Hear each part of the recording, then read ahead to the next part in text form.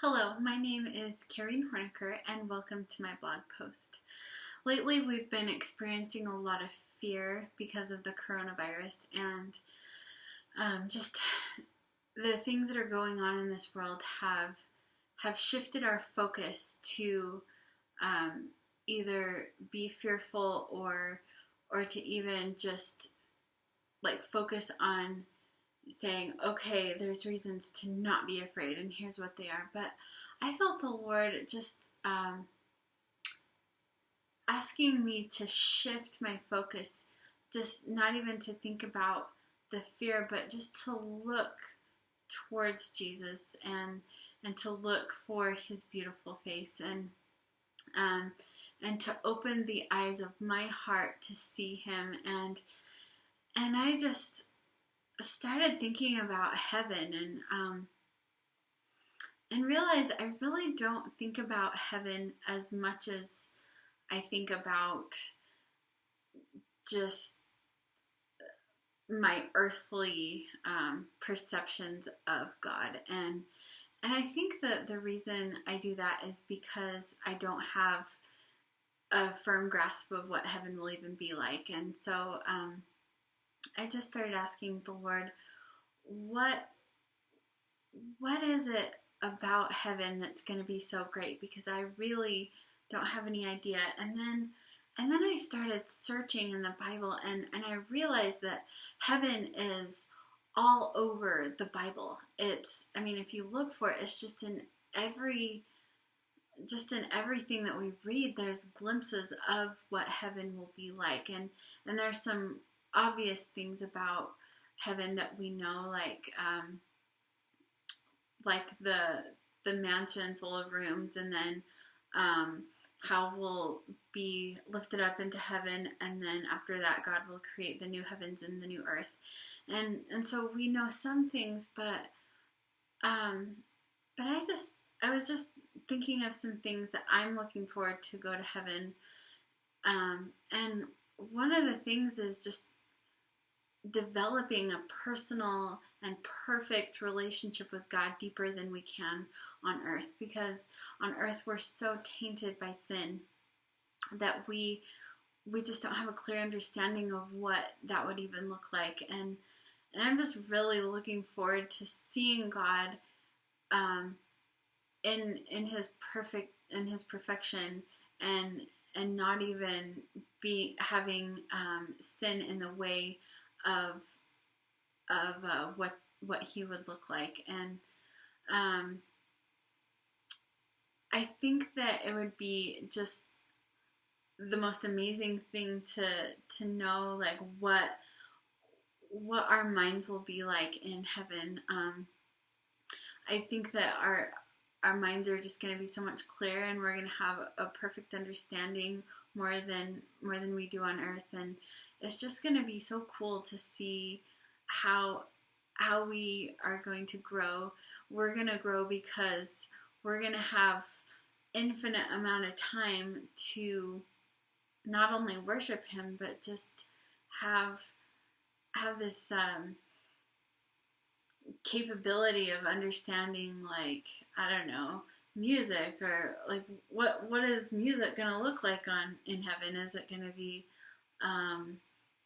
just more beautiful, or are we going to see differences in the music, like see the actual music note, or because right now we can hear it but we can't actually see anything, but our sense is going to be developed that way. And I just am so curious to know what that's going to be like, and I'm excited to reunite with loved ones. I think that is going to be so fun to see them again, and just to see perspectives in heaven that we didn't see on earth, whether it's just reasons why certain things happened or didn't happen, for that matter. And it's kind of like that. Some of God's greatest gifts are unanswered prayers, and sometimes we don't understand things that that God either does or doesn't allow to happen, and we're gonna know those things when we get to heaven, and I think that's really cool. Um, Another thing that I found just interesting is no more disappointments. Um, and I think a lot of that goes back to the unanswered prayers thing. Like sometimes we're just so disappointed. We're disappointed when loved ones die. We're disappointed when we don't get our way, and we're disappointed when we don't understand things, and we're disappointed when certain things come to an end, like just certain chapters in life. And I know that empty nesters feel sad when their kids go, and I was sad when I graduated high school to not see some of my friends that I used to hang out with, and I know there's disappointments in other realms like divorce and loss of children, and those things aren't going to be an issue in heaven. And I just think that is so neat, because we will all just have this amazing togetherness, and there won't be sin for death to happen,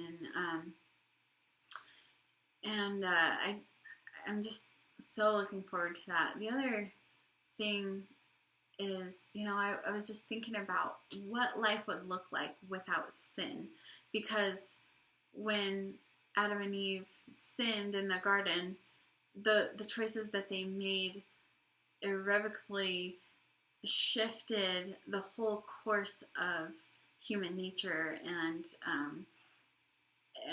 because of that, God did have to send His only Son to die for us, and I just wonder, what would it have been like if they hadn't have sinned? How wonderful would that be? I mean, we can't dwell on it, of course, but again, we get to look back or we get to look and just think, okay, what would our viewpoints be? What would our opinions be? What would our history be if we didn't have sin?